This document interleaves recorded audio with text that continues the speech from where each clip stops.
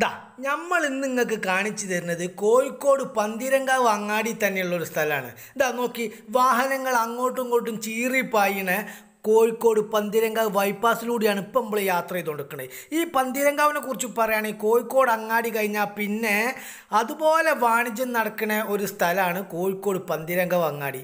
ഈ അങ്ങാടി തന്നെയുള്ള ഈ ബൈപ്പാസ് ഇങ്ങോട്ട് വന്നിട്ട് ഇതാ ഇപ്പോൾ ഈ റോഡിനൊന്നും ഇങ്ങോട്ട് തിരിയണം. ഇതാ നോക്കി, നല്ല വീതിയുള്ള റോഡാണ് കേട്ടോ.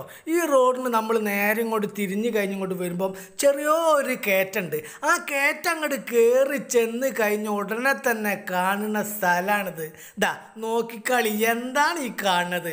14-ാം രാവ് ഉദിച്ച് നിൽക്കണ പോലെ നിൽക്കണ ഒരു 11 സെൻറ്റ് സ്ഥലം. ഇതാ നോക്കി, ഇവിടെ ഇപ്പോൾ ഇവിടുത്തെ കുട്ടികളുണ്ടല്ലോ, ഇങ്ങനെ വലയൊക്കെ കെട്ടിങ്ങാണ്ട് കൈപ്പന്ത് കളി കളിക്കണം. ഓലെ കുറ്റം പറഞ്ഞിട്ട് കാര്യമില്ല. ഇത്രയും മൊഞ്ചുള്ള സ്ഥലം കണ്ടാൽ ആർക്കാണ് ഒന്ന് കളിക്കാൻ തോന്നാത്തത്?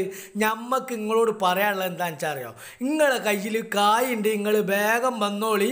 ഇത് കച്ചവടം പറഞ്ഞിട്ട് അങ്ങോട്ട് ഉറപ്പിച്ചിട്ട് നിങ്ങളിവിടെ എന്താ വീടുണ്ടാക്കണോ, ഇനി ഫ്ലാറ്റ് ഉണ്ടാക്കണോ, വില്ലാസ് ഉണ്ടാക്കണോ, എന്തുണ്ടാക്കണേലും ആ പണി അങ്ങോട്ട് തുടങ്ങിയാൽ മാത്രം മതി. വേറൊരു ഉറുപ്പ്യൻ്റെ പണി എക്സ്ട്രാ നിങ്ങൾക്ക് വരില്ല. മനസ്സിലായോ? ഇത്രയും നല്ല മൊഞ്ചുള്ള സ്ഥലം നമ്മൾ ഈ പ്രദേശത്തൊന്നും നിങ്ങൾക്ക് കാണിച്ചു തരാൻ കഴിയില്ല കേട്ടോ. അത് നമ്മൾ വെറുതെ പറയണതല്ല. കോഴിക്കോട് പന്തീരങ്കാവ് ടൗണിൽ തന്നെയാണിത്. അതാണ് അതിൻ്റെ പ്രത്യേകത.